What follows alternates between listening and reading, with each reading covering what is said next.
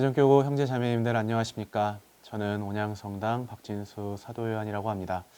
이렇게 여러분들과 대림시기의 여정을 함께 되어서 참으로 기쁘고 행복합니다. 그럼 시작에 앞서 우리 시작 기도로 주님의 기도를 바치도록 하겠습니다.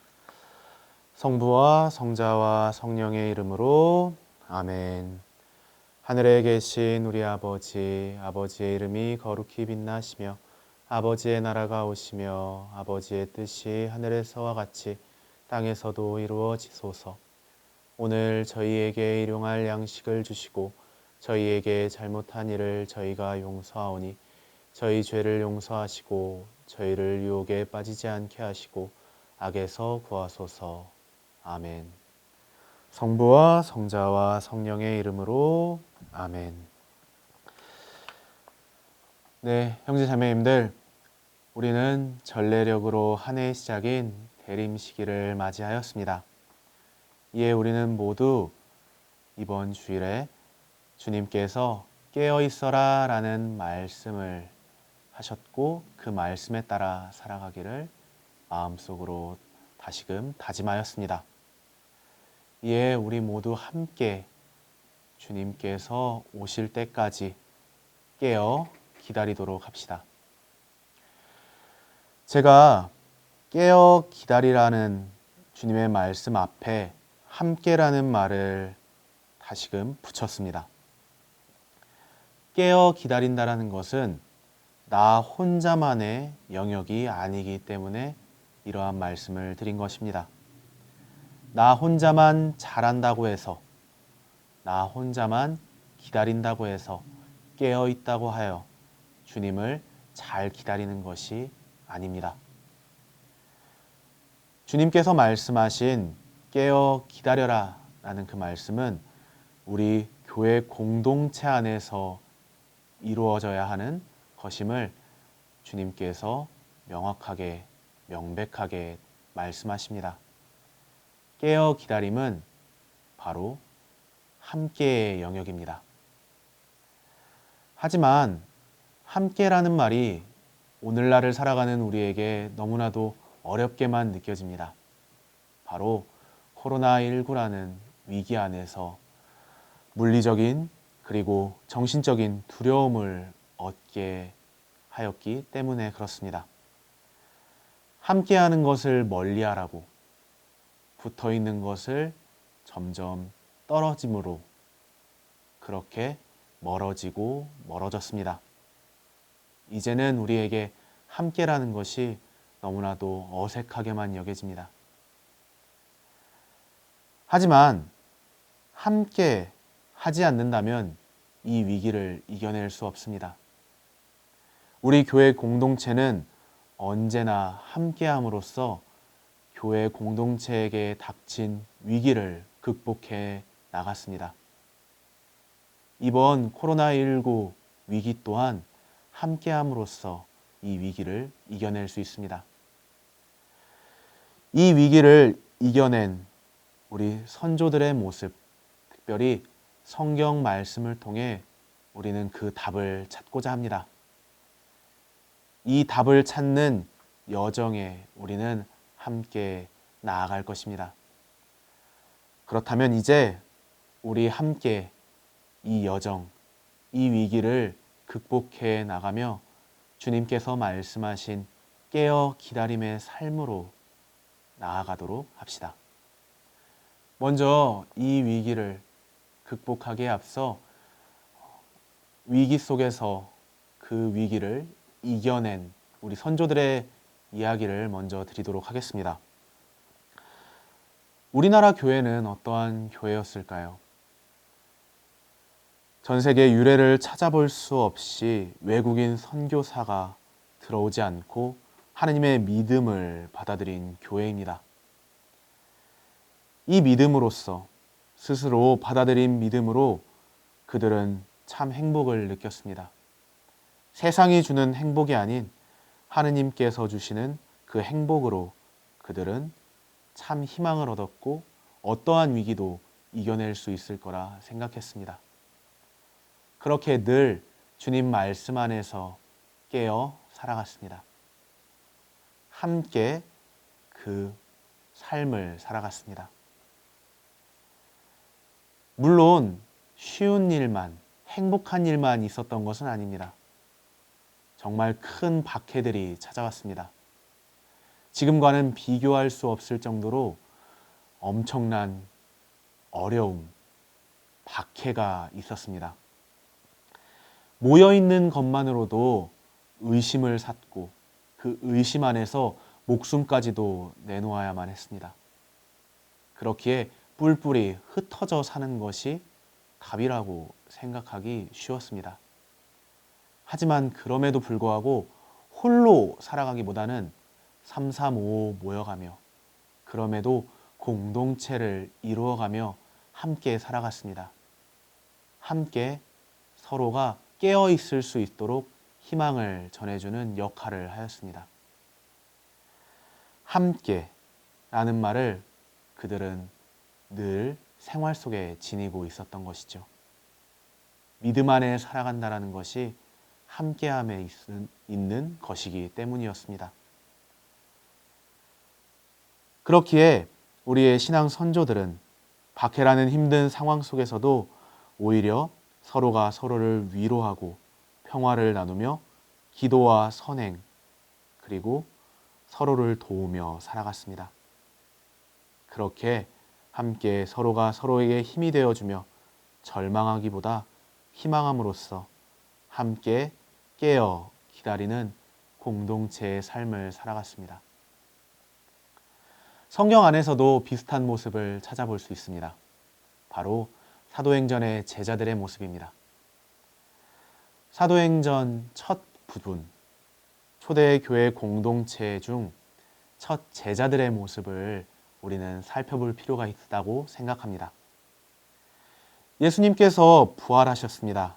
그리고 승천하시고 깨어 기다리라는 말씀을 남기시고 제자들은 그 말씀 안에서 살아가려고 하였습니다. 그 상황은 어떠한 상황이었습니까? 분명 예수님의 부활로 그들은 기쁨에 넘쳤지만 외적으로는 유다인들의 박해도 멈추지 않는 상태였습니다. 박해하기 위하여 그들을 찾아 조금씩 그들의 믿음을 없애기 위해 유다인들은 부단히도 노력했죠. 무서운 상황이었습니다. 두려운 상황이었죠. 뿔뿔이 흩어져도 이상하지 않는 상황이었습니다. 하지만 그들은 흩어지지 않았습니다. 오히려 함께 주님께서 보내시기로 한 성령을 기다렸습니다. 이에 사도행전 1장 14절은 이렇게 이야기합니다. 그들은 모두 여러 여자와 예수님의 어머니 마리아와 그분의 형제들과 함께 한 마음으로 기도에 전념하였다. 함께 한 마음으로 흩어짐보다는 함께 한 공동체 안에서 살아가려고 하였습니다. 그렇게 깨어 기다리려고 하였습니다. 마침내 주님께서 보내주시기로 한 성령이 내려오셨습니다. 함께 깨어 기다렸기에 함께 있는 그곳에 성령께서 오셨습니다. 그들 가운데 성령이 임하신 것입니다.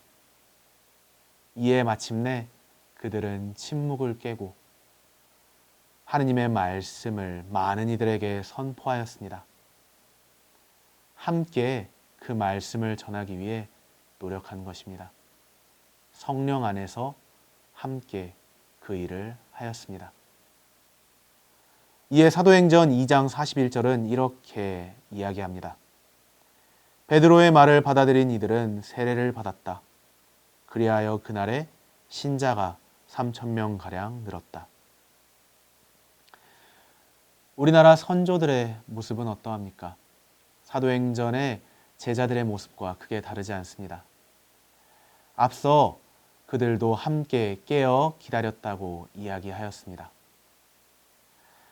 그렇게 그들은 박해 시기 동안 어려움을 겪었지만 서로에게 힘이 되어주는 희망이 되어주는 삶을 살았습니다. 그렇게 박해 시기가 끝났지만 이내 일제강점기라는 슬픈 시기도 다가오게 됩니다. 그들은 그럼에도 불구하고 기다렸습니다. 함께 깨어 기다렸습니다. 마침내 광복의 기쁨, 외적인 기쁨을 얻었습니다. 하지만 그것을 더 크게 느끼기도 전에 군사 독재라는 짙은 암흑기를 맞이하게 됩니다. 그 어둠 속에서, 그 짙은 어둠 안에서 이제 한 줄기 빛으로 나아가고자 합니다. 희망을 전해주고자 함께 움직이기 시작합니다. 우리 교회 공동체도 그 슬픈 시기 동안 슬퍼할 수도 있었지만 함께함으로써 이제 서로가 서로에게 도움이 되어야 한다는 것을 느꼈기에 앞으로 나아갑니다. 이제 교회를 넘어서 세상 사람들과 함께하기 위해 그 위기를 이겨내고자 합니다.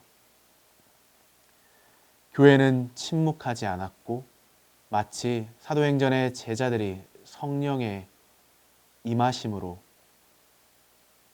앞으로 나아갔듯이 우리나라 사람들에게 복음, 기쁜 소식을 전합니다. 절망 속에 있는, 어둠 속에 있는 이들에게 한 줄기 빛, 그리고 희망을 전해줍니다. 작은 움직임이었지만 함께 한 마음으로 그들 또한 깨어 있을 수 있도록 해줍니다. 함께 깨어 있었기에 그 모든 것들이 가능했던 것입니다. 뿔뿔이 흩어져서 자신의 이익만을 쫓았다면 이 모든 것들은 가능하지 않았을 것입니다. 하지만 함께하였기에, 함께 깨어 있을 수 있도록 도와주었기에 세상 사람들에게도 그 기쁜 소식을 전할 수 있었던 것입니다.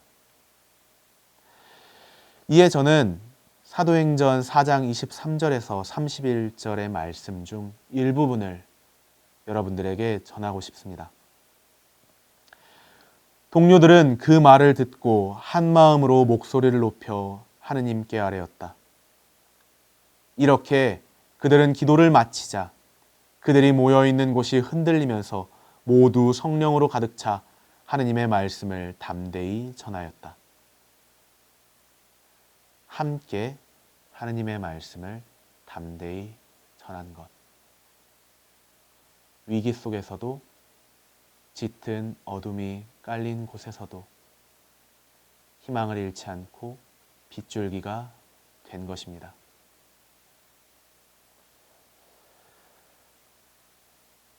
빗줄기가 된 공동체, 희망을 전해주는 공동체, 하나님의 말씀을 담대히 전하는 공동체. 그렇게 작은 움직임이었지만 작은 움직임은 커다란 발전으로 이어집니다. 초대교회 공동체, 사도행전의 초대교회 공동체는 한마음 한뜻이 되어 진심으로 하느님을 사랑하였고 이웃을 섬김으로써 살아갔습니다. 공동체는 점점 커져 7 봉사자를 뽑아 세움으로써 교회 공동체의 기반 또한 더욱 튼튼하게 만들었습니다. 우리나라 교회 또한 마찬가지였습니다. 군사 독재 시절 많은 이들이 어려움을 겪었지만 교회의 희망을 전해드린 사람들이 함께 그 복음을, 그 희망을 받아들임으로써 교회 공동체가 커갈 수 있는 발판이 마련된 것입니다. 눈부신 성장을 이루었죠. 코로나 이전까지 우리가 누리고 있던 그 성장 시기를 우리는 이때 이룬 것입니다. 점점 튼튼해지는 공동체, 활기차지는 공동체, 서로가 서로의 도움이 되는 공동체. 초대교회 공동체처럼 한마음 한뜻으로 살아가기를 하느님을 섬기기를 바라는 공동체, 누구보다도 하느님 말씀을 사랑하고자 그 말씀 안에서 자신을 봉헌하며 섬기는 공동체. 함께 깨어 기다린다라는 것이 어색하지 않는 시기였습니다. 그런데 지금 이 시기가 다가왔습니다. 큰 위기의 시기, 코로나19의 시기가 다가온 것입니다. 그렇기에 함께 한다라는 것이 두려움으로 다가오는 시기가 우리에게 다가온 것입니다. 대전교구 형제자매 여러분, 지금까지 우리가 걸어온 신앙의 여정, 함께 걸어온 여정을 살펴보았습니다. 깨어 기다린다라는 것에 있어서 함께라는 말이 어색하지 않았던 시기를 우리는 살아왔고, 그러한 시기를 초대교회 공동체, 사도행전의 제자들 또한 보여주었습니다. 그러나 지금 우리는 함께라는 말이 코로나19를 통해 어렵게만 느껴집니다. 그렇지만 너무 걱정하지 않으셔도 될 듯합니다. 초대교회 공동체의 모습, 사도행전의 제자들의 모습을 통해 우리는 이 위기를 이겨낼 수 있는 답을 또한 찾을 수 있을 거라 생각하기 때문에 그렇습니다. 초대교회 공동체 사람들이 그 위기를 어떻게 이겨낼 수 있는 지혜를 주는지 우리 함께 알아보는 시간을 다음 시간을 통해 알아보도록 하겠습니다.